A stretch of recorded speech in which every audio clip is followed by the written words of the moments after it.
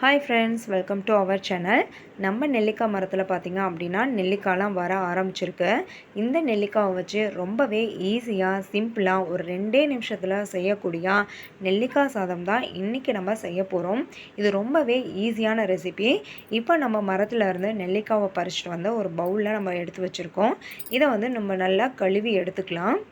நல்லா கழுவி எடுத்ததுக்கப்புறம் இந்த நெல்லிக்காவை நம்ம சின்ன சின்னதாக நல்லா துருகி எடுத்துக்க போகிறோம்.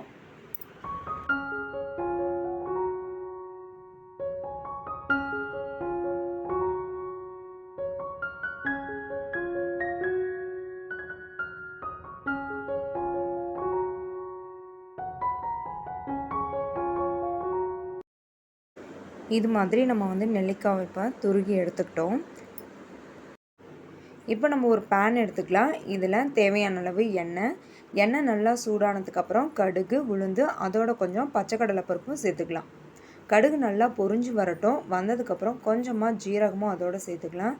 சேர்த்துட்டு இதோட 2 காஞ்ச மிளகாய், அப்புறம் கொஞ்சம் கருவேப்பிலையும் சேர்த்துட்டு நம்ம ஆல்ரெடி துருகி வச்சுருக்கோம் இல்லையா, அந்த நெல்லிக்காவையும் இதோட நம்ம சேர்த்துடலாம்.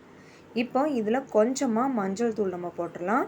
அப்புறம் தேவையான அளவு உப்பு போட்டுட்டு நல்லா இதை வந்து வதக்கிக்கலாம். ஓரளவுக்கு வதங்கி வந்ததுக்கப்புறம் இதை வந்து நம்ம சாப்பாடு போட்டு கிளறிட்டா அவ்வளோதான், நம்மளுடைய சுவையான நெல்லிக்காய் சாதம் ரெடி ஆகிடும்.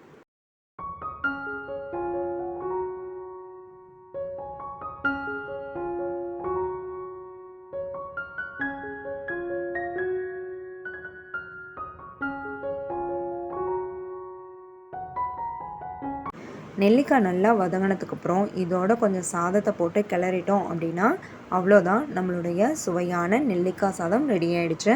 இதோட நீங்கள் வேர்க்கடலை சேர்த்துக்கிட்டிங்கன்னா இன்னமும் நல்லாயிருக்கும்.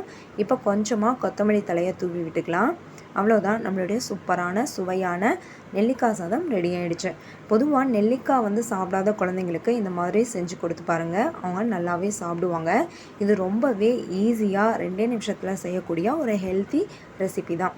ஓகேங்க, இன்றைக்கி இந்த வீடியோ உங்களுக்கு பிடிச்சிருந்தது அப்படின்னா லைக் பண்ணுங்கள், ஷேர் பண்ணுங்கள், எனக்கு கமெண்ட் பண்ணுங்கள். மறக்காமல் நம்ம சேனலுக்கு சப்ஸ்கிரைப் பண்ணுங்கள். Thank you friends.